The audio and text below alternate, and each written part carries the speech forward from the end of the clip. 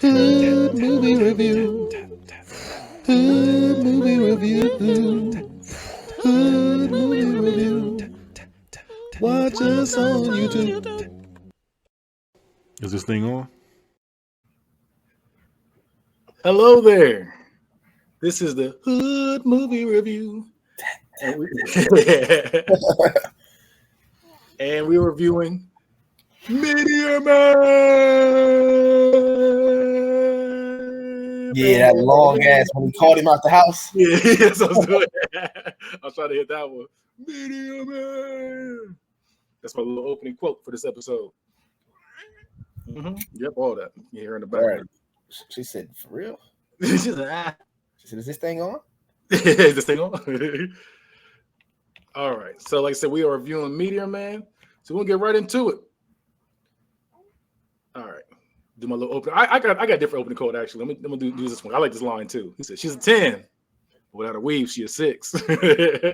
Damn, I didn't even hear that part of the movie. Yeah, that was in the beginning when they first. I didn't hear that part.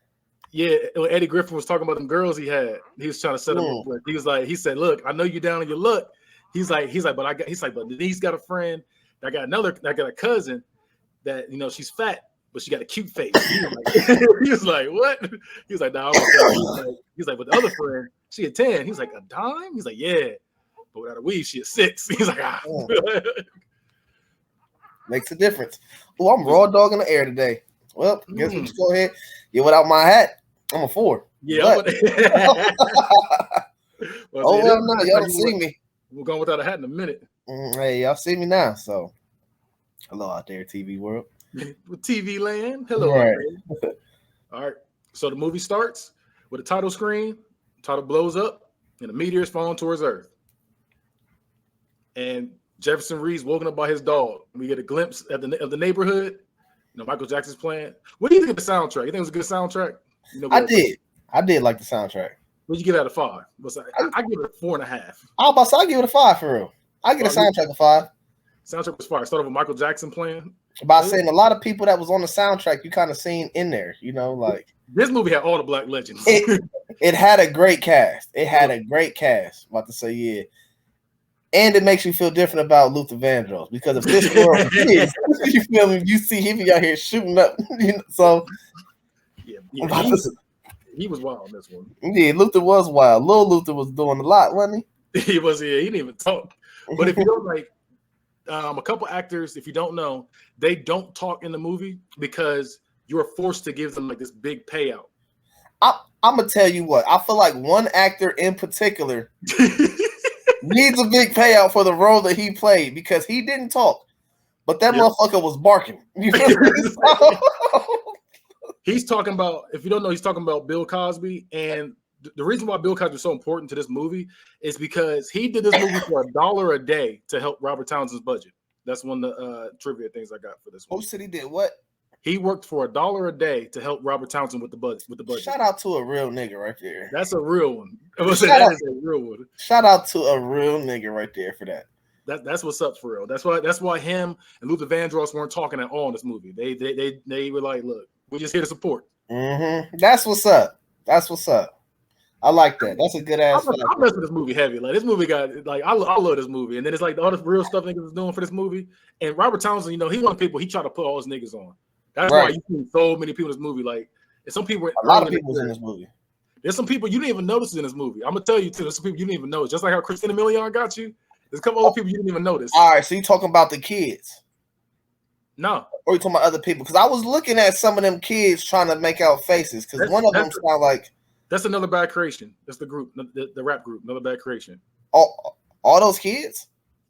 Like 6 of them, like 5 or 6. There's a lot of kids, and I was looking at them all because I felt like one of them was gonna be somebody when they got older. Oh no, they already was somebody. That's why they was in the movie. Got you. Okay, so let's see. Oh, I forgot. I was about to wear my little blonde wig for this nigga, Mr. Moses. He had all them different wigs on the whole movie. I forgot to bring my wig down. Okay, so like I said, Jefferson Reed's walking up by his dog. We get a glimpse of the neighborhood.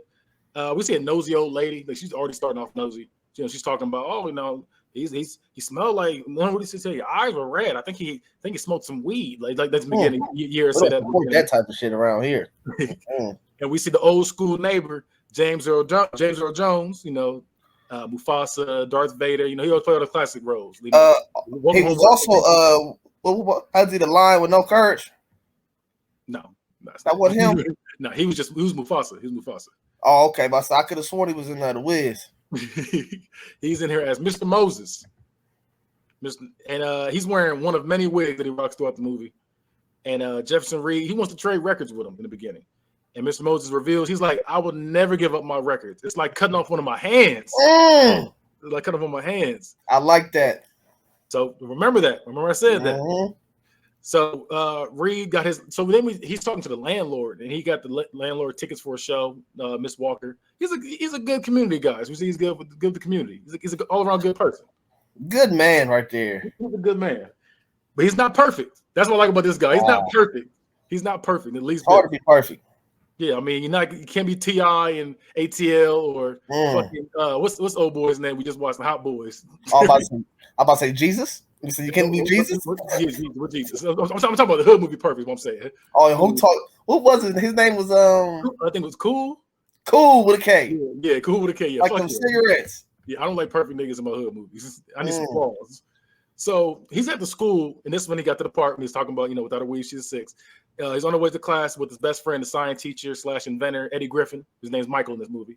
One of many black legends we got in this movie. He has a great role too as well. He does. He has a great role. So we revealed Jefferson Reed has been in a relationship that ended about 4 months ago with a girl named Stacy. And Michael's trying to put him on the blind date. He reveals the girls, but they got some bad qualities.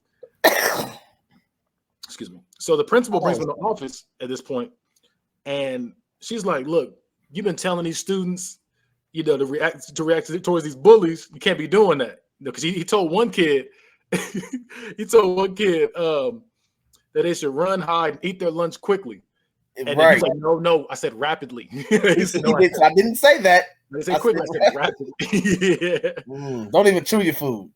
And the kid's mom is Jennifer Lewis, another black legend. Strong black legend right there. Everybody's mom. She was in The Temptations, the Blues mom. She was in Cookout.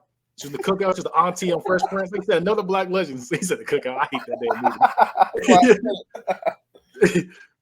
So we see he's a punk. He's teaching kids, to run and hide. So we see he's a punk. P-U-N-K punk. So his father, I don't know how to say this man's name. Robert Guillaume or Ted in this movie. His name's Ted. He's been a lot of roles. He was the monkey on Lion King as well. Oh, wow.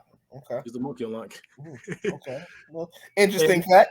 Yeah, so him, Mr. Moses, and the landlord Maxine and Jefferson Reed are walking the street, talking about how hard, it's getting to meetings in the evening because, people are afraid of the gang violence, so they're afraid to even go to it. And they stumble upon the Golden Lords out there selling drugs. Don Cheadle, aka Goldilocks, he's in there. He's in there. He's arguing with a crackhead that's trying to sell him a stereo for the drug. He wasn't no Hutu that day, was he? He wasn't. He said, give me the green. That's what he said. Give me the green. And the dad, Ted, he's like, I ain't about to. They were talking about. They said, let's cross the street. And he's like, I ain't crossing no damn street. It's my neighborhood. Yeah, he's out walking anyway. So he walked and bumped into the man. I think he did it on purpose, but he hit all that street. He bumped into the man. First of all, he did it on purpose for what happened next. So so he knocks out his head, and then he tells him, he said, "Hey, you lucky that ain't break, old man." And then when he reaches down to pick it up, Ted steps on it anyway. So he's about to hit him, and then the cops show up. Like lucky. The cops show up at this point. And then one of the Golden Lords nudges him like, "Hey, look over there." And he's like, "See you later, old man." And he's like, "Don't see me later, see me now, punk." So he talking hey, that's Willie Jones right there. That's Ted. Right. Ted Reed. That's his name. Ted Reed. Theodore Reed is what his full name is. Hey. Good old Theo. What's the good old Theodore? At the neighborhood watch meeting, we see not too many people at the meeting, and they're talking about standing up to the gangs. And Jefferson Reed's like, "Look, we ain't about to win this." Like he's like, tell me, he's like, we ain't gonna win this. And by the way, can I get $10 for gas? Like he's asking for gas money. So everybody's like against it. And they're talking about wearing like loud clothing that's gonna like tell them like, hey, we're not about that. And then Mr. Moses was like, look, he's like, that's how said, they gonna find me. You ain't about to give me no Texas Longhorns hat and a whistle when they shut that shit up my ass. Yeah, he's like, I'm not going for that. So nah, not that bright ass orange hat. So Jefferson Reed goes outside. You know, he got the little gas thing. He goes and sees his radio and his bass was stolen. He's like, damn, they took my radio and my bass because he was about to go have a concert. Yeah, yeah. Like, so at this point, we see he's a good person still, even though he's cleaning litter off the street. Good man right there. Cleaning up the bottles, he's cleaning up the litter, and then he hears a woman in trouble. So he investigates and see two kids from his class, Dre and Squirrel, robbing the lady. First off, you suck. You getting robbed by a damn fourth grader. That's weird. If your nickname was Squirrel, I feel like you're headed down a bad path already. Oh, he was. I'm just gonna put that. He out. already was. Yeah, just. So while they're robbing him, he's like, Squirrel? It's like, Dre, Squirrel? And then we see the Golden Lord show up the cleanest way ever. That's the cleanest entrance you've ever seen. He came up with the slinky. So he's coming up with his gold slinky. And Debo walks out with a damn tiger. He's walking a tiger. Yeah, that was wild to me. He was like, so these niggas, so imagine going down a dark alleyway because you hear something going on. Like, what's going on? You walk out there and you see Debo walking a damn tiger out there. That's wild. You would say that's wild. That's wild. And a nigga with a slinky, and he says, what did he say? He said, slinkies are like, I can't remember. I didn't put this note down, but he said something like slink. He's like, the weird thing about slinkies are, it's like life, something like that. Slinkies are like life. It can be on one end, and then it goes to the other. Something like that. It was something that made no sense. It was something wise, though, I think, in his mind. Yeah, it wasn't wise. Whatever he said, it wasn't wise. So they all taking their glasses off, and then he's like, Jefferson Reed's like, oh, no. So he dips. And then these niggas chase him, and they're chanting, Lords. Hey, Lords. and I'm going to tell you right now, that shit, like Kenny, I remember a few podcasts ago on The Bad Guy, you said, imagine walking through an alley, and you just hear a nigga, brr, brr, whatever the shit that nigga be doing. I said I wouldn't be nervous with that. But when you just running and you Lords. Lord. And you got a nigga running with a tiger behind you. Yes, Lord. I am terrified. That's scary. I am terrified. At once I was afraid. I was petrified. Yeah, here it's Lords. All deep ass voices too. Because they had if you don't know, there's three tiers of Lords in this movie. There's the baby Lord, there's the junior Lords, then there's the golden Lords. And you seen there were it was initiation for him. He said, "This is your initiation. Get them." He was talking to Squirrel and Dre. So they picked them up as kids, as little babies. So they chant they chanting Lords. Squirrel. So at this point he hires in the dumpster, and they all looking all over for him. And Squirrel opens up the dumpster, and Don Cheeto's like, "Hey, you see anything over there, Squirrel?" And he's like looking at him. He's like, "Nah, nothing." Nothing in here. I think that had a double meaning to it. Yeah, he was calling him nothing. Yeah, he's calling him a punk. That's what I'm saying. He was about to say because he was the one telling them y'all need to run, and then he seen him run. Yeah, he's like, no, at that time you gotta run. There was like 20 niggas and a tiger. You gotta run. You're not my teacher. Yeah, he's just nothing. So he wasting this dumpster for about 4 hours. We checked the watch. It goes from 10:45 to 10:30. I had to look at that thing. Look at it close. From 10:45 to 2:30, he was in there. Then when he gets out, what's waiting on him? A big ass green meteor. Right. Falling through the alleyway with terrible CGI. He just running. It's running. It's an old movie. It is an old movie. It is an old movie, but he's running.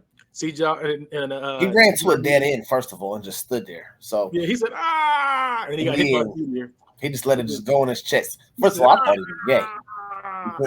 He said, he just let that shit just go in his stomach like that. Like, oh no! Said, whoa, pause. Whoa, wait a minute. You said a rock? Oh, that's a man. Why you letting something get you like this in the corner? Yeah, you feel me?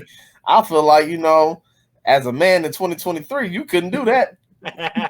Say no. This in the 90s? The 90s? About to say, I thought the 90s they was tough. You get hit from the front. That was the crack epidemic. You feel me? He took a big ass rock to the stomach. But yeah, he did take a rock to the chest. He had a rock to the chest. And it looks painful. Like I said, he made it look painful. And then we see a mysterious figure walk up and grab the meteor Then we see Jefferson taken to the hospital. So that mysterious figure was Bill Cosby. We later see, but we just see a mysterious figure like walk past him and go grab the meteor.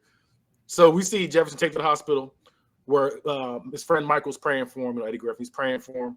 Then Vanessa, his nurse, the cold chick from Harlem Nights, or Sean's girlfriend from the first season of Wayans Brothers.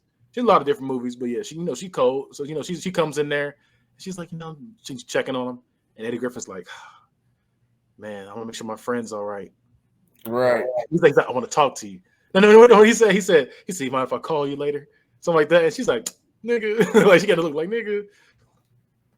And he's like, yeah, he's like, he's somebody to lean on later. That he was slick. So we get cut to the next morning, and literally everybody's like, is that Jefferson Reed? Jefferson Reed? Jefferson Reed? First off, they wouldn't do that at the hospital. They'd be like, oh, that's room 14 or room 4111. 411. They was like, is that Jefferson Reed? Jefferson Reed? They're showing a little vial of blood. Jefferson Reed? Jefferson Reed? So then we see all the people walking down, and they literally shaking this nigga awake. They're shaking the mess out of his shoulder. His neck all wobbly, and then his bandages shaking the fuck out of him. So every doctor and nurse is in his room when he wakes up. They cut the bandages off, and they're like, and he's like, what? Let me get a mirror. Let me get a mirror. And he's like, this is how I always look. This is how I always look. Look over to me. This is how I always look. And then the head doctor's like, this is what you call someone being misdiagnosed. And he's like talking shit. And he's like, this is what you, and he's like, he says something. He's like, this is what you do when you treat, I forget what he said, but basically saying, if this was wrong and this is how you use, like, this is not how you do it for 3rd-degree burns, blah, blah, blah. And he's like, so while he's saying this, a book, like the book one of the ladies is reading, touches his hand, and he absorbs it. And he's like, so as he's saying his little spiel, he goes, no, you're wrong. It's not 3rd-degree burns. It's for minor burns. He was like checking chapter 30, whatever, in the middle of the page, and they're like, oh, he's right. And then the one lady, which is LaWanda Page, she's a legend too. Friday, she was in the old lady, the Aunt Esther. Oh yeah, I know you're talking about. Come on, sister. Yeah. She was the Friday, yeah. And Sanford and Son, yeah. She's like, oh, he don't know what he's talking about. So he's feeling himself, and then he's like, oh yeah. He's like, you need to go back and review chapter 13, whatever chapter it was. And then everybody's like, ooh. And he's like, oh, you will tell me. So then he's like, you know what? Tell me some more about it. And then he ends up losing his memory. So a little bit after this, they revealed, it takes 30. He can absorb anything for 30 seconds. That scene was not 30 seconds, by the way. It was 54 seconds. I timed it. It was way longer than 30 seconds. I was going to say one of those seconds. All right, so one of those scenes, I was like, that's way longer than 30 seconds. Oh, yeah, no, but see, I timed them all. I'm going to do it one by one because that was okay, yeah. I'm definitely interested in hearing the one. So yeah, this was 54 seconds. Okay. So when the power wears off, saying, he's like, what was I saying again? And they're like, well, all of a sudden everybody's like, oh, they don't believe anymore. Yeah, dumbass. So he goes to sleep after all this is over with. He gets woken up by a bedpan dropping. And Jefferson looks and he's able to see through walls as the sound was from the next room. He looks outside and sees all the doctors and nurses outside hanging out, which is weird. You never see a hospital where all the people are just hanging outside. Like, that's weird. So he's like, in the world, whatever. He's looking out there. Everybody, he can see through their clothes. Excuse me. He's like, I can see through people's clothes. He's like, Vanessa. Yeah. He jumps back in the bed. Right. He goes, gets himself all ready. Mm-hmm. He's like, fake sleep. He calls her in. His little button. He was fake sleeping, but he was cheesing like a motherfucker when he was laying there. He looked at one eye. He was like, ah. He was geek. Nah, nigga. He was geek. So this old lady comes in. He's thinking it's her. And the voice even changes for her too when she first comes in. She's like, hello. And then he's like, what? And then he's like, oh. He's like all disgusted. He's like, oh, where's Vanessa? Where's Vanessa? I ain't want to see that. Yes, he's disgusted. And then he's like, why you want to see her? A little pencil legs. She's just roasting this girl. He's like, a little pencil legs. What can she do that I can't do? So she's all salty. He's like, oh. So then we cut to him leaving the hospital. And she's still talking mess. She's like, yeah, Vanessa this, Vanessa that. She's like, well, you me and you, we can get together. Here's my number. You can call me sometime. She's talking about, she got a little lingerie and everything too. And he's like, oh, okay. So then they drive off. So we see the Golden Lords have taken over some major cities at this point. and they're discussing their plan to take over New York next after DC. The baby lords come in with their lunch boxes with money in it. He's like, we're about to have lunch, and they all got money in them. Mm-hmm. So Jefferson Reed comes home to feed his dog and asks what he wants, just casually talking to him. And the dog's like, let me get the one out the red can. One in the red can. The dog like he drank beer and smoked Marlboro 100s all day. Like the red can. And he was like, the fuck? So he's like, which also, okay. Can I ask you something on that now? Yeah, go ahead. Why the hell was he barking to the dog the whole time when at first he was just talking to the dog and the dog could understand him and talk back? Then this motherfucker made up his own bark language. Roar, roar, roar, roar, roar. How does he know what he was saying? He didn't even need to do that because he was looking. I don't know if he just saw him looking through the stuff. Was like, I'm assuming he's getting me food. But yeah, this is the one time he talks to him normal. And then after that, for the rest of the movie, he's talking to him like a dog. He's barking to him. So my thing is, he understood what you said at first. Yeah. Yeah, he understood, or he just perceived what's going on with the dog. But he literally was like, so what you want? He was like, you want beefy beef, you want this and this. He was like, I want a red can. He was like, oh shit. But then, all right, you want beefy beef, you want this one, you want this. He don't know what that is, but I'm pretty sure beefy beef, you being a dog owner, know beefy beef coming in the red can. Yeah. So like he knew what he was saying, but then after that he barked to him and said, ruff, ruff, ruff, ruff, ruff. And the dog was like, so he said, nod your head if you understand me, and I guess bark language. And the dog was like, but you could have said, nod your head if you understand me. And the dog would have been like, you feel me? It's like, what was the point of you barking? So it just shows you one of his many powers. One of his many powers in this movie. And okay, and I have a statement for another situation with that in the end. But go ahead, I'm ready now. Because in my opinion, I've made a thing. Ken ain't here today. He's supposed to be here for this episode. But I said Meteor Man is the greatest superhero to ever do it. I don't care what nobody say. He had all the powers. He had all the powers. This man was a dog whisperer. wait. That's not one of. He had one of many powers. So Michael comes in right after him. He's like, "Look, I got your mail for you." He said, "Bills." He's like, "Jet magazine," and then he's like, "Hey, check this out."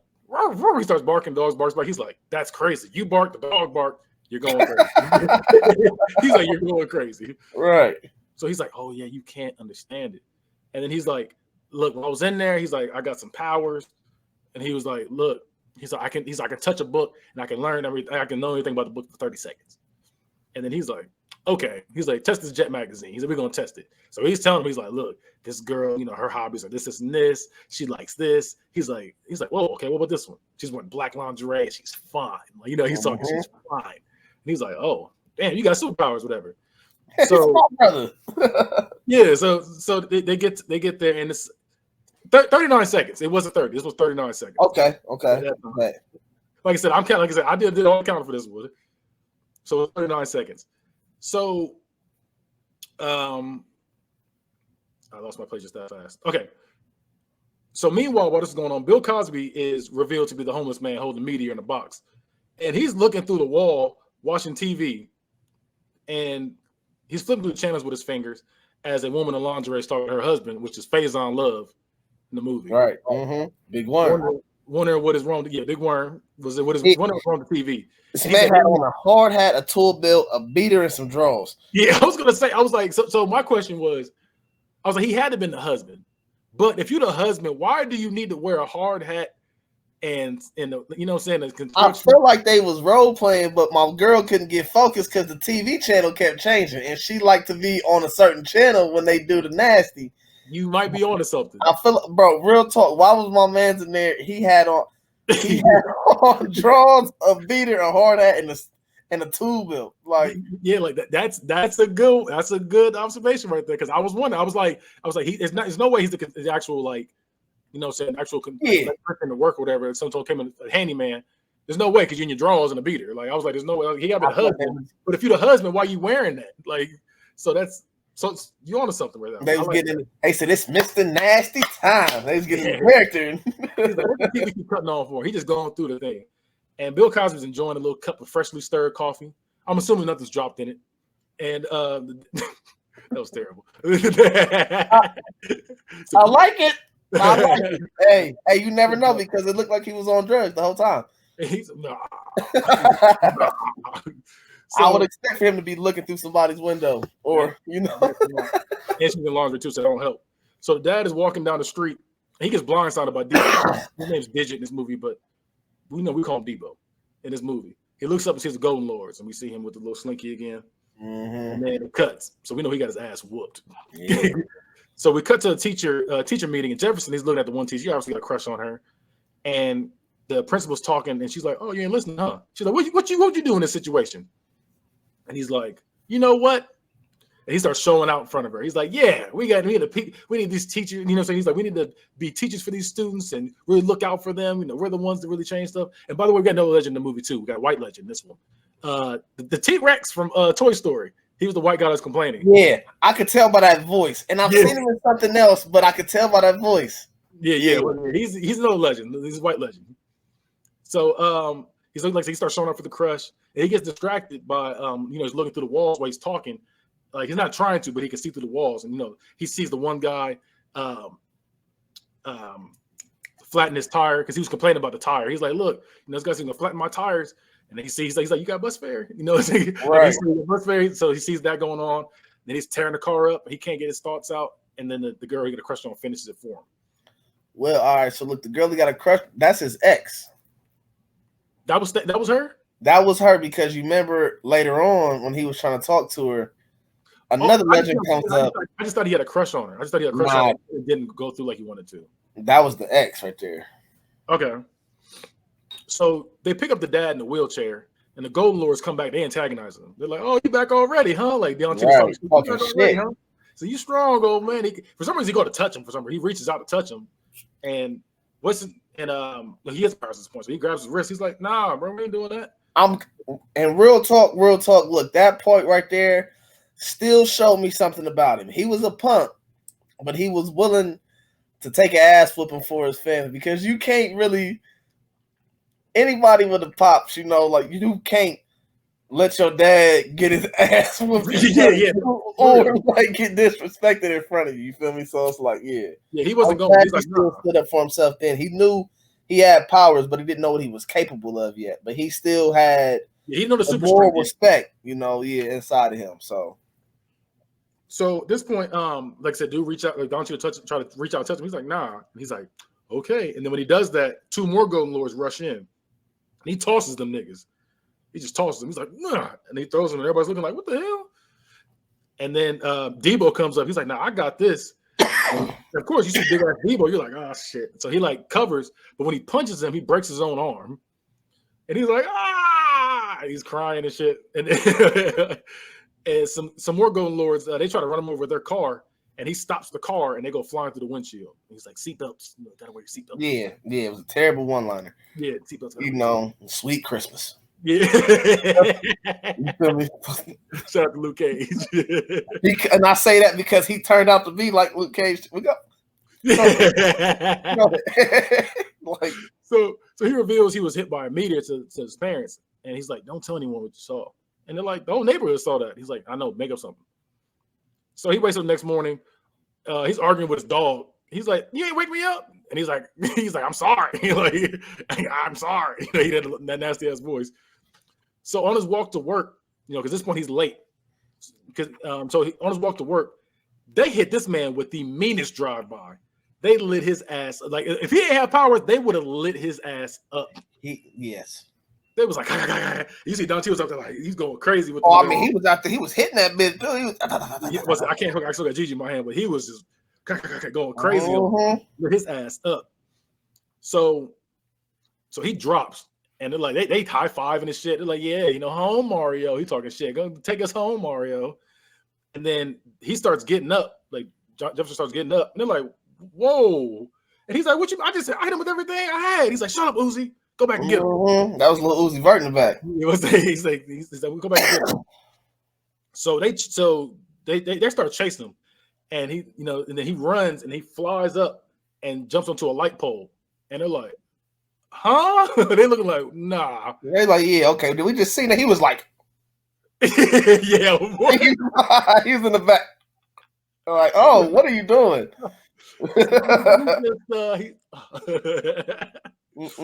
He's like, take me home, Mario. So they go home, and he's still up there. He's like, oh, why they jump up here? I'm afraid of heights. And while he's doing that, the one lady, she's getting dressed, and she got a little music playing. She got lingerie on too. And then he's looking like, oh shit. He's like trying to like get down from the pole, and she screams, she's like, peeping Tom. Then her big ass Warren Sapp built ass nigga comes. He's like, oh. He's like, you watching my girl, you pervert. He said, I got something for that. Like, I think he should have knew better. Cause like, how you get up there? Bro ain't just climb up there just to look through their window. Yeah, that's a lot. That's a lot of work. I got something for you, pervert. So then he's like, oh shit. Speaking of, he could have just stayed up there if he was scared of him like that. Well, it was breaking though. Remember, he fell down because it broke. Well, I know that, but I'm saying, but he didn't know that. All he knows is he's up there. Right. But I say, so he got back up there, you know. Yeah. So then at this point, he's like scared and stuff. When he's coming down, like dude's gonna come beat him up. So he falls off and causes an earthquake. And dude's trying to chase him. He ends up running off, which ended up being a 3.5 on the Richter scale. And if you don't know, he says the first earthquake in DC history. I looked it up. That was right, because the actual first earthquake in DC was on August 23rd, 2011, with a magnitude of 5.8. So yeah, he must have. Damn, but for what it hit DC, that's still kind of crazy though, ain't it? Like, yeah, that's wild. This is where it sat on like in the world, but about to say, yeah, okay, so I didn't understand that when that happened, he cracked the ground. He cracked the ground, yeah, because he's so damn strong.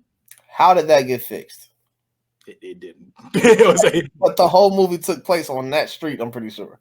So no, we don't know what street was on though, because no, that had to have been because he got out the house and he got shot, and then he started running down the street, so he didn't make it too far. That's what I'm saying. He was on the same street that he just left his house at. Yeah, so that's a good observation. I didn't think about that. Yeah, because we be letting you know. Evil.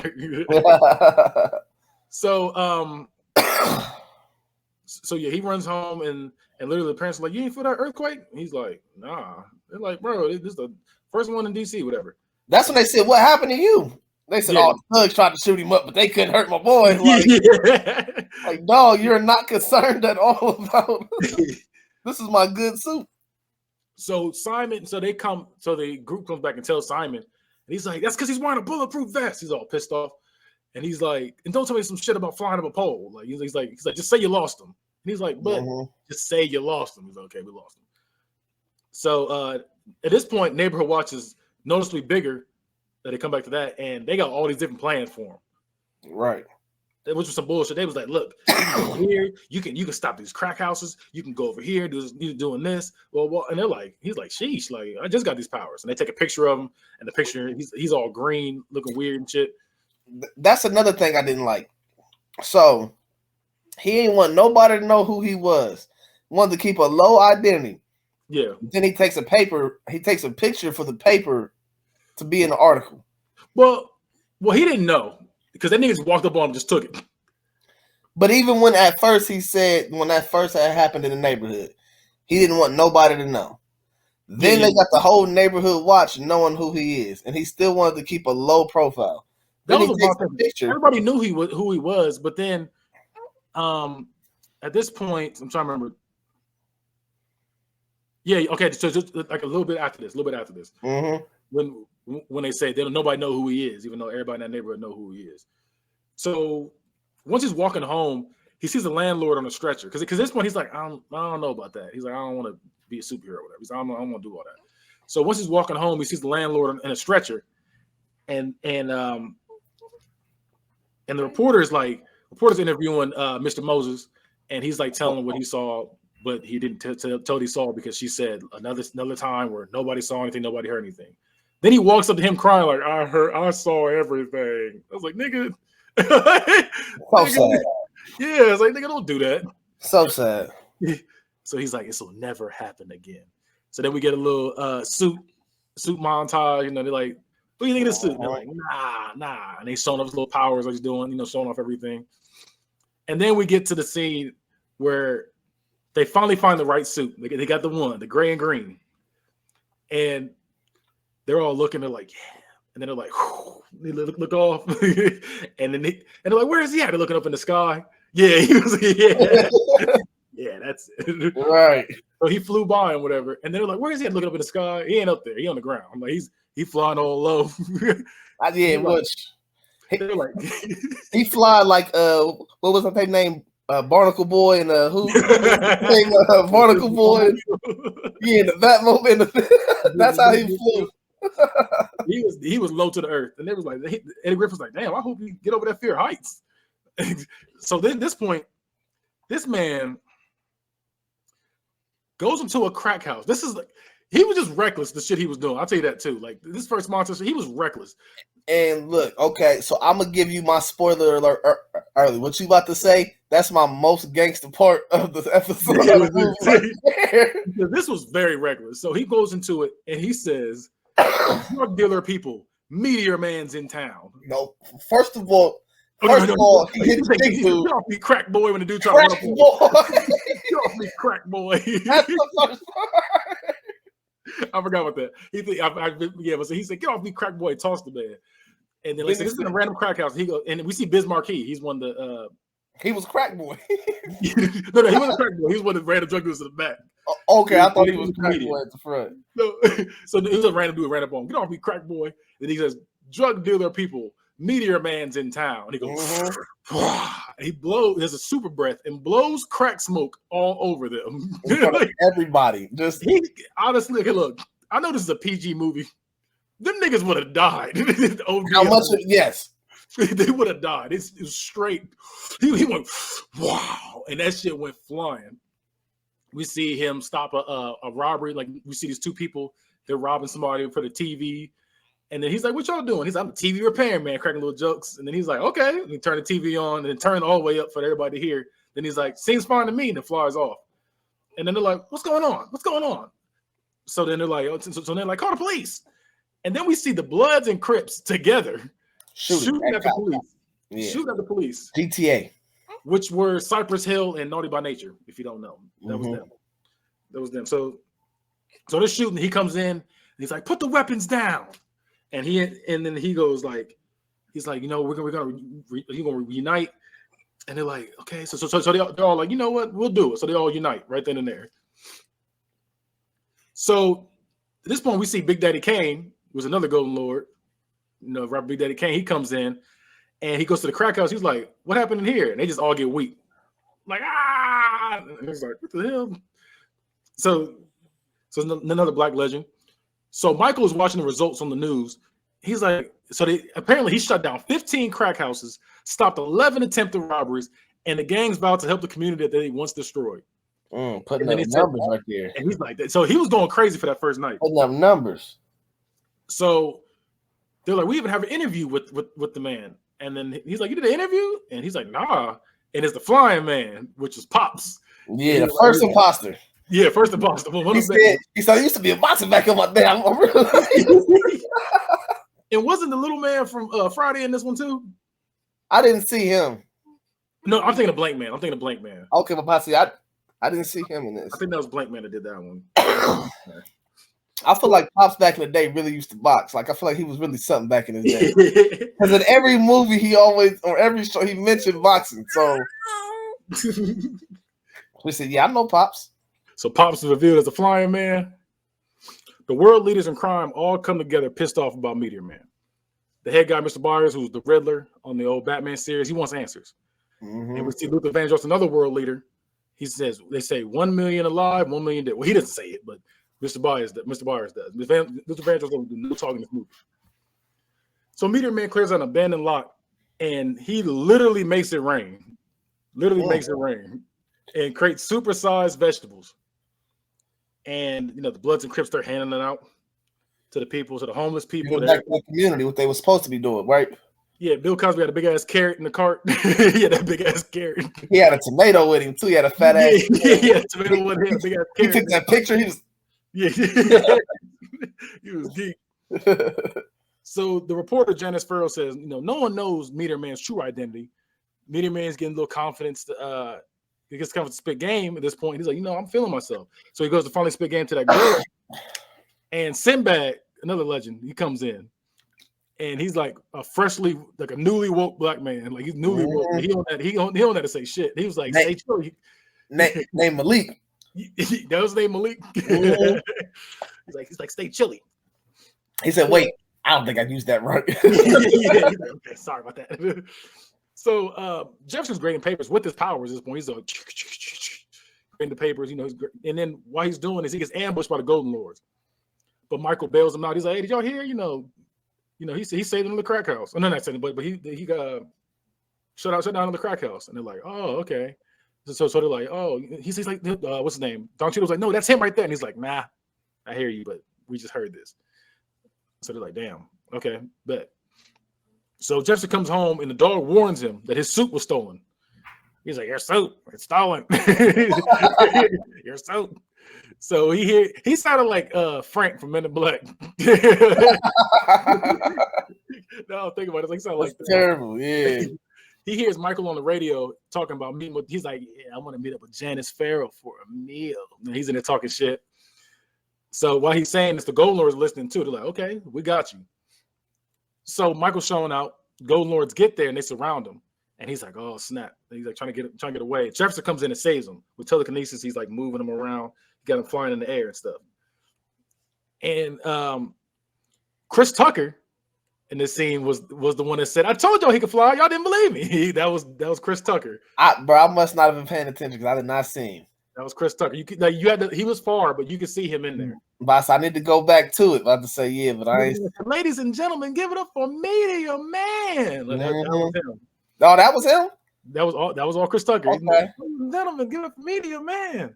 So he's flying through, waving and stuff, and he's saving him. But while he like running doing this thing, Luther Vandross looks at him. He's like, he sees it. He's like, okay. So they get outside. He strips him naked. He's like, "Get my clothes back." Strips him naked with his telekinesis and then flies off the clothes. So they have a surprise party for Jefferson Reed. They're like, "Look what the Gold Lords did." And they come in there. It's really a surprise party. And they tell him, this is another thing I hate about this movie. Like, I love this movie, but I hate that the neighborhood was doing this. They kept doing this to him. So they were like, you've shut down all these crack houses and helped us all out. You know what you can do? We got family that live in different states, so you can go out there and save them. We'll make you a little like Meteor phone or something like that, so you can go save them. So they volunteered him to do stuff at this point. And he's like offering his services out. They really did. And while this is going on, they get interrupted by gunshots. And they all run outside, and we see Jefferson's mom on the ground. And we see all these like people around them with their suits draped over them, but it's the Golden Lords. They turn around, and then we see Simon, the main Golden Lord. He says, "Got a message for you." Then he's and they all shooting at him, and he's just running around catching all these bullets, catches a couple bullets with his teeth, and then he's breathing hard. And he's like, "The message is you can't be everywhere at the same time." And they drive off. No, that's my fault. He said you can't be everywhere and save everybody. And then when he does that, he looks at his hands and he sees his hands are bleeding. He got like 4 bullets in his hand, even though he caught like 1,000,001 bullets. But yeah. He got like 4 bullets in his hand. He looks down, got blood. So at this point, he's like, "Oh snap!" So Michael apologized to him in school. He's like, "Man, my bad, bro. I was just trying to meet Janice Farrell, bro." He's like, "I understand." And Jefferson's like, "I'm losing my powers," and he's all bandaged up. And then when he touches him, he's like, like he's all weak. And he's like, "Oh, that's the power." He's like, "You lose your powers, from the meteor." He's like, "Hey, just think about it. You did something nobody else can do." So Jefferson is sleeping in his apartment. So at this point, we know that he needs to sleep. He needs to sleep to recharge. Yeah, he got to recharge. So at this point, he's knocked out. And Mr. Byers and his people show up because Luther Vandross saw him, so they know where he lives, even though nobody know who he is apparently. Right. Yeah, he ain't wearing a mask either. So they all come in there. And the landlord's like, "Jeff, wait, Jeff!" Banging loud as mess. And he's like, "Oh, thanks. We didn't know where he was." We didn't know where you stayed at. And he's just, Jeff. So this point, while they're trying to get in, the dog is hiding him.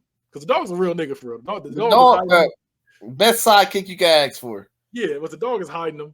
Even hides the little laundry basket in the way, too, so that way you really couldn't see him. He was a good dog. Hey, that's a good dog. That's a good boy. You should have gave him 2 cans of the red one. So he needed a treat. So the Gold Lords show up as well because they're about to find him. They were just about to find him, and then they interrupt. And he's like, "I know he's losing his powers." First off, I don't know how you know that because you couldn't see the blood in his hands. Yeah. So he was like, "I know he's losing his powers." And he's like, "You're gonna lose your power." He's like, "All right, dude." Like, all right, dude. Try to give it back to him. It didn't hit like that though. Yeah, it was like, all right, dude.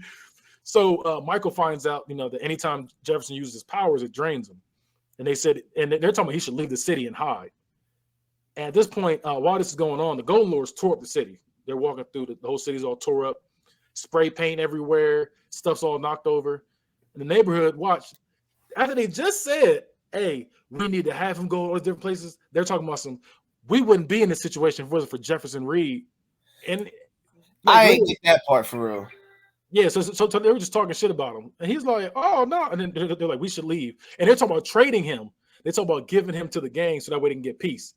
And he's like, "Oh, no, you ain't got to work with me. I'll go." He literally says, he's like, "I'll go." He was like, y'all are cowards. He's like, "Y'all want to get on me, but y'all don't do nothing." Mm-hmm. But they started looking pitiful. So he even says, "How can you complain when you do nothing?" So he packs up his stuff, and Michael's like, "Hey, you ain't scared?" And he's like, "Nah." He's like, the only thing that really gave me was I'm not afraid of confrontation anymore. That's what he tells him, because he wants to have the powers. So Squirrel's on the roof. This is wild. Squirrel's on the roof with binoculars, and the friend up there too. And they signal for the Golden Lords to come up. So they block off the exits with trucks, and we hear Meteor Man. They call him out for the fight. Excuse me. So Jefferson walks out there, and while he's walking down the steps, we see the people in the neighborhood. They all in their room, scared. Yeah, they all nervous for him and shit. They all scared. They all crying, looking down. Mr. Moses, he taking his wig off. He all sad, like ultimate sign of defeat. One of his many wigs he's taking off. So Jefferson walks out there, and he doesn't have any powers, but he's still going to stand out there and fight. He's like, "Look, I'm still going to protect my community." He's a real nigga. So he got down to fight like a man. Exactly. Simon fakes him out, which was dumb in my opinion. How he even I don't know how Jeff fell for that, but he's like, he's like, "You got heart, Meteor Man," and he's like, "Got heart." He's like, "I'm going to leave and go to New York." He puts his hand out there, and he's like, "Okay." He tries to shake it, and then he pulls him in the head, butts him, and he's all like, "Ah!" He's like holding his nose, kicking him, like, "Ah!" He's on the ground hurting, and he's whooping his ass at this point, whooping his ass, beating him down. And then we see Bill Cosby. He up here, and he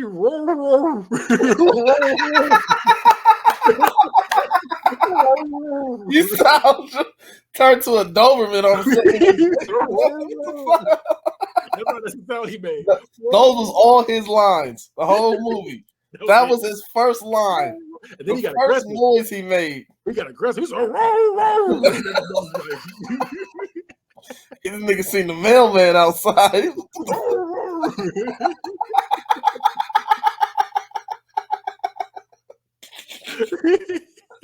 He got aggressive. He got real aggressive with that mess. Oh shit! So look.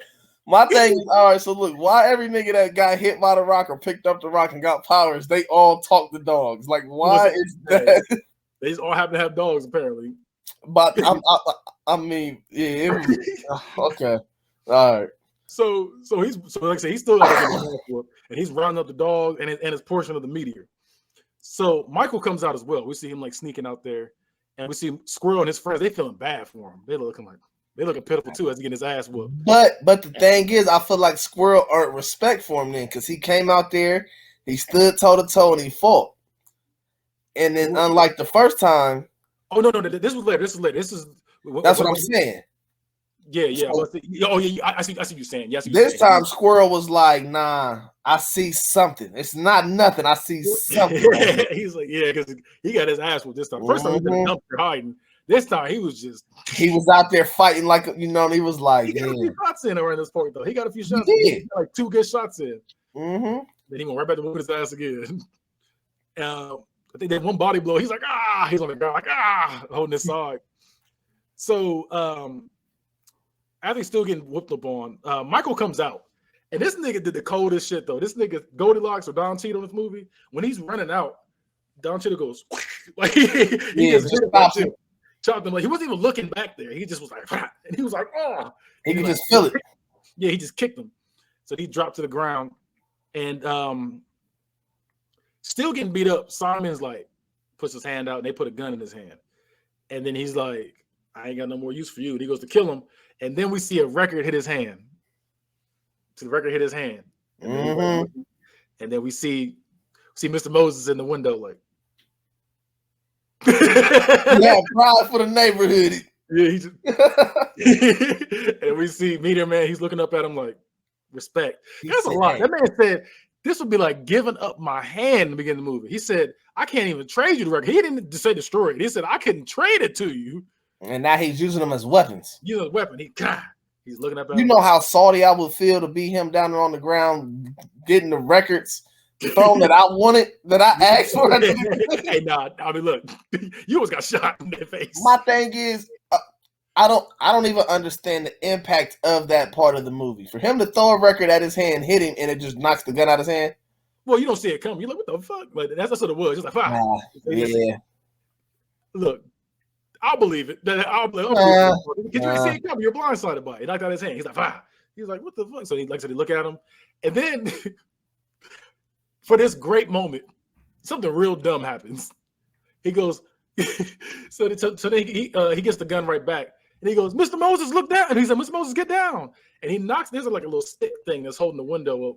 And he knocks it over, and he's like, and he gets stuck in there. Looking dumb as hell. And dumb as shit.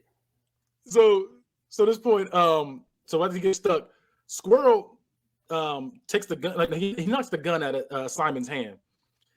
And he's like, you broke the golden rule. And then as he takes the gun, he throws it. He's like, no, no, you're gonna fight him fair. He's like, nah. Then the baby lord's like, nah, look what you just did. They surround him. And then everybody, and he goes, Golden Lords. He goes like this, like Golden Lords. And they all pull out their guns and they all aim up top. I can't remember, did they aim up top or did they aim at Jefferson? They all aimed at Jefferson, I guess, and they was gonna shoot at him, whatever. Okay. So when they go to shoot at him, all of a sudden their guns start flying. Right. That's when, and we see Bill Cosby out there just with the dogs and everything. Man's a beagle.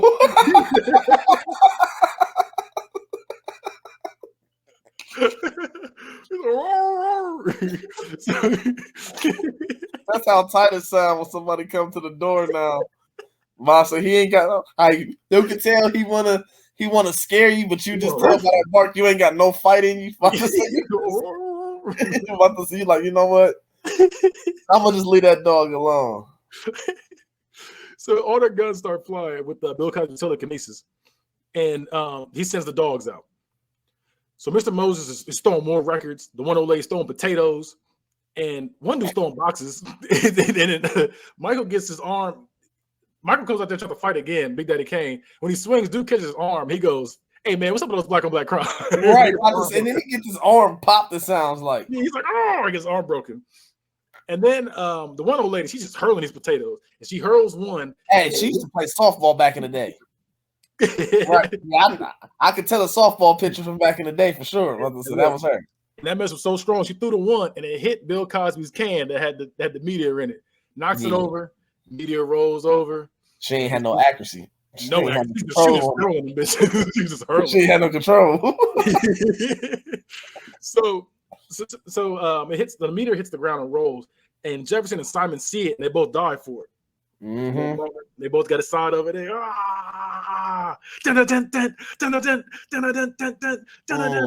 And then they both go flying back, and everybody's blinded.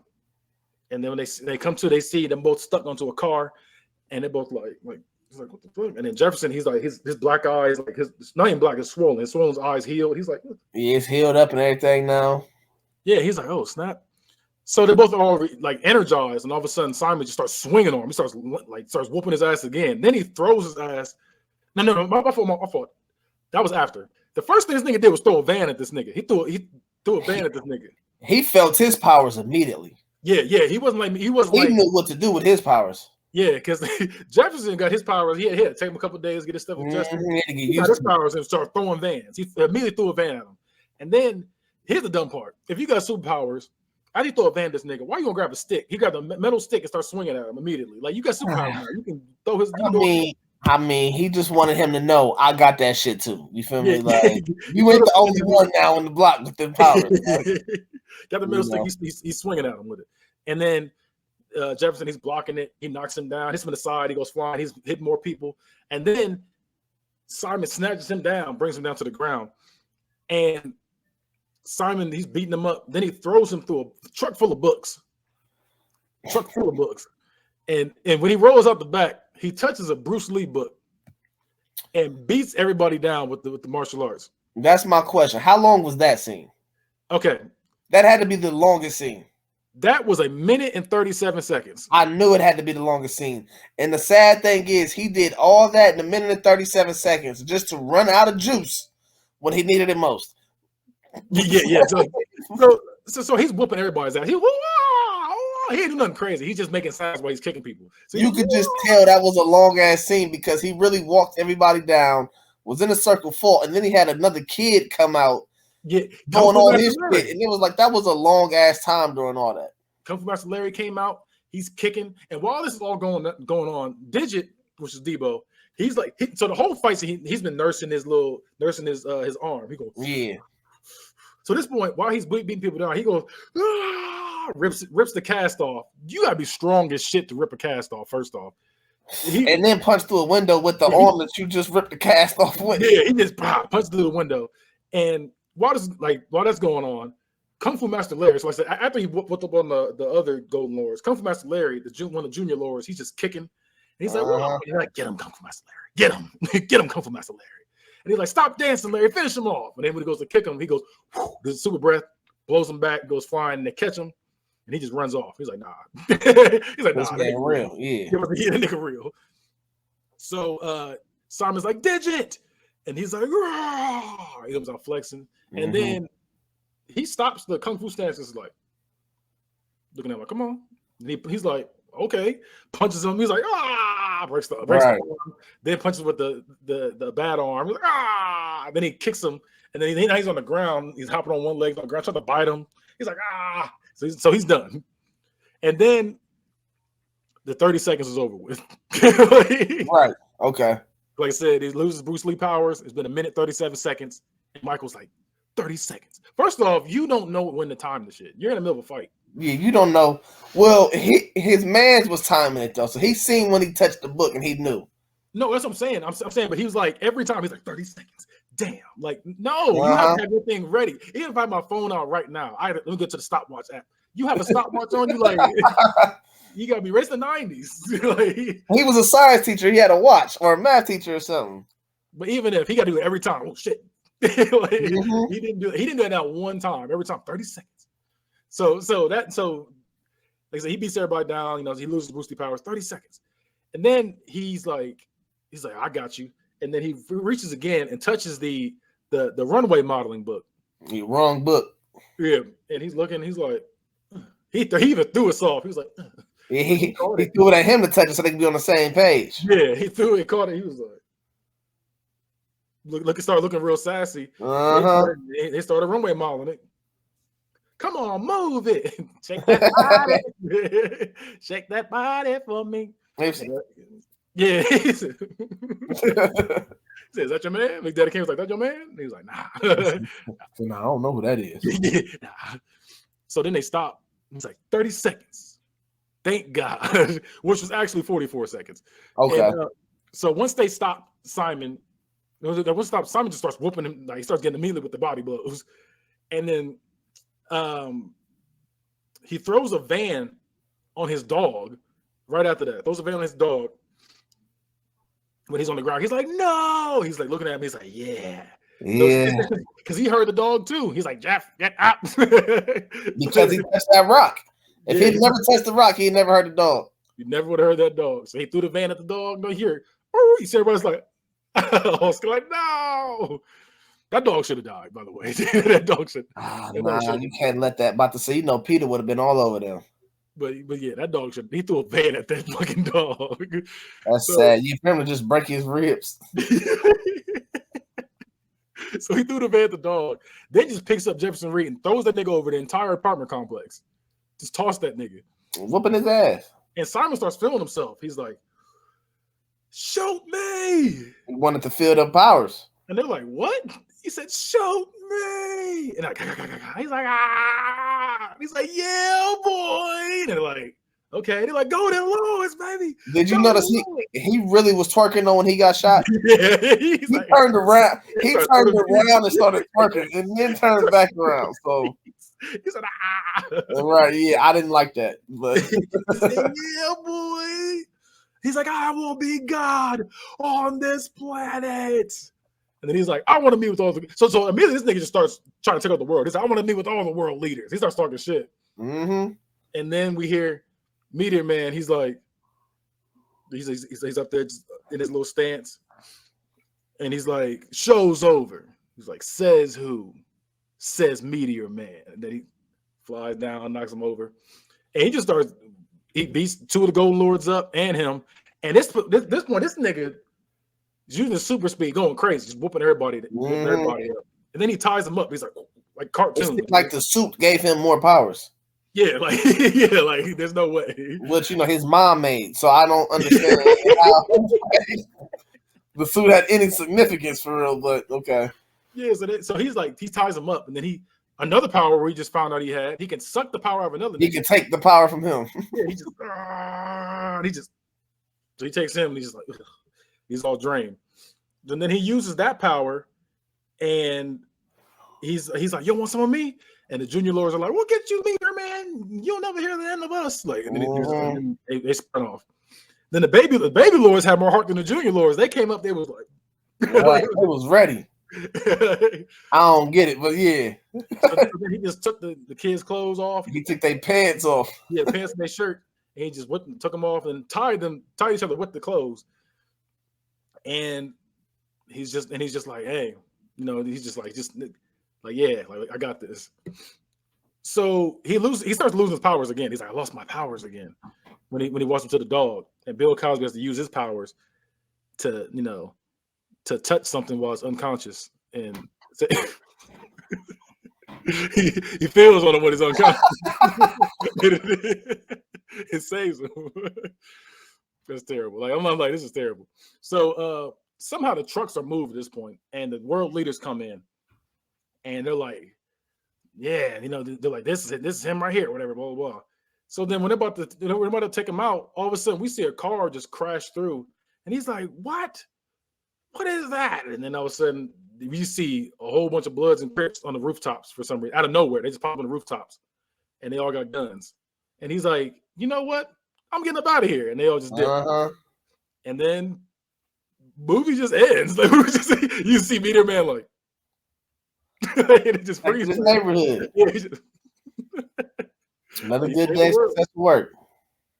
So yep, that is the end of the Meteor Man movie. That was just it. So you said your most gangster scene in the movie was when he busted into the crack house. Said, get off me, crack boy, and then drug dealer people, and then blew all the crack in their face, all the coke, whatever. That's the part that got me. That's the part that got me for sure. I'm trying to think the most gangster scene in the whole movie. Or for real too, whatever. We ain't touch on this one, but when he so when they drove the car at him, and you had said the seatbelt shit, whatever, right? Yeah. His dad looked at him and said, "You been taking steroids?" Yeah, it was like what? You think steroids that good? Like do I look like I'm I can stop a moving car? The car's coming at me full speed. I touch it, niggas go flying out. You been taking steroids? You been taking steroids? Like, damn, daddy. That was just so. Like, no. That was one of the funniest parts though of the year. Yeah, that mess made no sense, but it was hilarious though. He's like, "You been taking steroids?" I'm a little ticker down there. I forgot to put that up there. Oh, I like that too, huh? Yeah, movie review presents Meteor Bear. Yeah, I did something new for this one. Ticker down there. And then what was I about to say? So I think the most gangster scene in the movie. Yeah, it might be the same. I might have to go the same. Because I'm trying to think about the gangster stuff that happened in the movie. So get out of here, crack boy. Get out of here, crack boy. No, that's the drive-by. Because they were about to fuck that. Look, if he wasn't a superhero, that nigga would have been gone. Oh, yeah. He was like this ass up. So yeah, I'm either going that or the fact that there was just dealing drugs in broad daylight, and he said, "Give me the green." No, I feel like that's in every hood movie, kind of like this. So it's like, but I don't know, they would just recruit because we had Kaon was trying to argue this wasn't a hood movie. These niggas was recruiting these niggas young. These were babies. It was a hood. I mean, it took place in the hood. Yeah, this was as hood as it gets, especially for a superhero movie. This got really hood for real. Yeah, I say it did. It did everything. It had everything in there that qualified a hood movie. I'm pretty sure. Yeah, so I don't know. Yes, I don't know. I feel like he was fired for that one. So, do you think there's any redeemable characters? I feel like Squirrel. Yeah. Squirrel was. I feel like the whole neighborhood. Yeah, at the end, I feel like it because they all like stood up to actually help him out for once.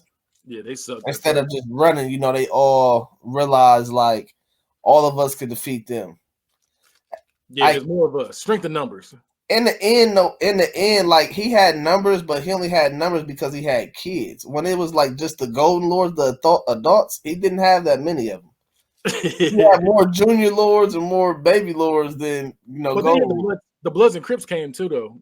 At the end, I mean, yeah, he had firepower then. They wouldn't having to throw potatoes and records no more. They had a gun in the house. Not one nigga. You living in the hood? Not one nigga had a gun in the house. They were all older though. They was on a fixed income. But he really needed those potatoes. You feel me? About to say she really needed them. Just hurling them things too. Right? Yeah. I think. Okay, so then we gotta go with who was the real villain in this movie? I think his dad. His dad? I think his dad because, bro, as soon as this man knew what his son was capable of, he started making all these plans. So he volunteered his son out. Wait. And then when he did get shot up, he was like, "Oh, fuck all that! Like, that ain't hurt you. Like, damn, you didn't even care about my mental though." Like, see, I think it's the real villain was the whole neighborhood. The whole neighborhood? But they were the ones that did it. Like that one lady was like, "You're gonna go here, you're gonna go here, you're gonna this and this." So I think it's them. But why did she feel so comfortable with that? Because his dad already volunteered out his services. Yeah. So I feel like it might be his dad. Once they found out, they was like, "You got to do this and this." I just saved your life, and you gonna ask me if I'm on roids, motherfucker? What about thank you first? You didn't even say thank you. You was about to judge me. You been smoking that shit. Like, what? Damn. I was about to say, did the protagonist learn anything? But they really did. The good guy, he did learn. So, who would be the protagonist in this situation? Meteor Man. Did he learn anything? Yeah. I do think he learned something. He did. I felt like he had strength within. That was what it was. It was strength within. Because even when he didn't have the powers at the end, he was still willing to fight. Yeah, got his ass whooped, but he was still gonna try. But he still fought, though. You feel me? That's all that matters. He said, "You win some, you lose some." But you live. Why ain't they show him no more? He should have came out there and was fighting. That nigga was trying to take some damn credit. He wasn't really out there for real. Right? He should have came out there and been boxing. Where was he at? Flying Man or whatever. Flying Man is here. Yeah. He ain't do shit. And then we got to rate the movie. Because there was no love interest. Usually we rate a love interest. There was none. That's what I'm saying. Yeah, I didn't think there was in this one. Well, not in this one. So we're gonna rate the movie. We're gonna get out of 5. What we rating it? I'm gonna give it.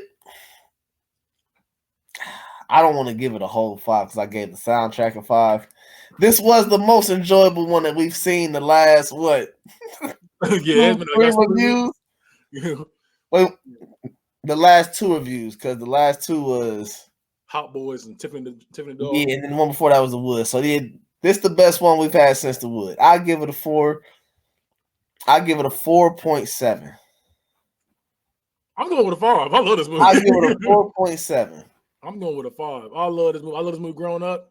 Watching it again, it's still good to me. He said, "Give me the red can." I was like, wrong. He said, "Give me the real can." He said, Did you touch a big ass crack rock today too, Dad? Can you understand me? That's all I think that Meteor was. A big ass crack rock. That makes sense. You know, you can't catch no damn crackhead. He's superpowers. Hey, that's all it was. About to say is a crack rock that came there and made them high as hell. They could talk to dogs. And another one more trivia thing. So this movie was created. Sorry, I made a Starburst at the same time. So this movie was created because Eddie Griffin had a stand-up where he said, "We don't need no black superheroes." He said he'd be, you know, afraid of heights, flying low to the earth, checking out people in their clothes, you know, underneath their clothes and stuff. And that was his little stand-up routine. And then at one point, Robert Townsend, who's Jefferson Reed in the movie, he's like, "Hey, don't do that no more. We got a movie coming out." So he just so they end up doing a movie together. That's what's up though. That he like, so he heard him using that bit before, whatever. But then he said, so he bought him on from that. Yep, he said we're gonna make a movie off that. So hopefully Eddie Griffin got paid from that idea though. Oh no, he definitely did. He's in the movie and everything. He did like I know he's in the movie. He gave him a role, but at the same time, that's kind of his idea that he took and made it something else. So I get he put the groundwork in on it, but he still got that idea from him. Yeah. I think with that movie, I think that's good. The fact you can do it because like it's kind of like Baby is Kids. Remember Baby is Kids? The whole movie was pretty much made from a comedy special. I think they did a good job, you know, with that. You know, give him his credit. And I'm looking it up now. Jefferson Reed, he named the character after his favorite teacher. His favorite teacher's name was Jefferson Reed. After his favorite teacher? Yep, his favorite teacher in real life. So since he played a teacher, he said, "I wanted to be my favorite teacher. I'm gonna play." Yep, he named him Jefferson Reed, just after him too. That's what's up. Yeah, so they give him his credit on that one. That's a good ass movie with some good behind the like, you know, some good theories behind it and stuff like that. Some good history. And you want to hear the alternate ending real quick before we get up out of here? Yep, go ahead. Here you go.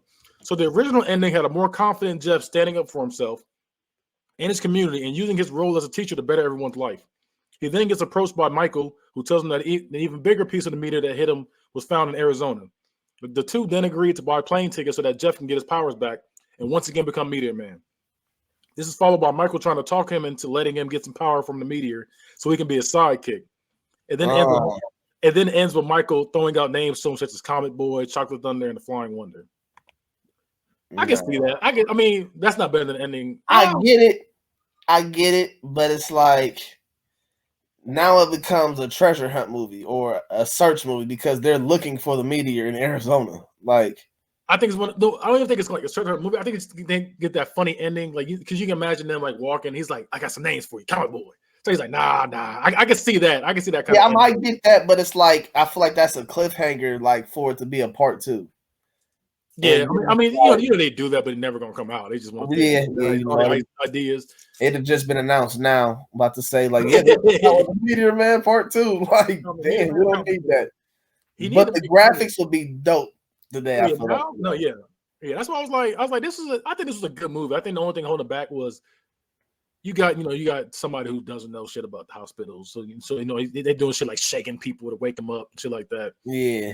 So it's like little stuff like that, little stuff you like. Well, but at the same time, I could still see that being true because they shook him to wake him up because they was just amazed with his results. Wasn't nothing really wrong with him. So when they shook him to wake him up in the hospital, even if they shook him to wake him up in the hospital, it's like, nigga, your results are amazing. Ain't nothing really wrong with you. So even if you say something wrong with you, you know. But when he came in, they was like, bro, you came in with 3rd-degree burns. Now you perfectly fine. Right. So it's like they didn't think nothing was really wrong with him. I don't know. I mean, I know they hospital routine was better than Tiffany the dog. There was a hospital. That shit was a damn living room. You know, yeah. So yeah. So I give the movie credit. Like I said, you gave it a 4.7. 4.7. Yeah. Like I said, I gave it a 5. Yeah. We gonna end it right there. And I don't even know what I'm gonna say with the ending quote. I'm gonna do it again. Meteor Man. Ending quote. And what we watching next week? Oh yeah, you're right. We are watching Holiday Heart. Oh shit. Holiday Heart. You moved that up on the list, I feel like. That was next. Y'all might not see me next week. Holiday Heart. I don't know if I can watch that one.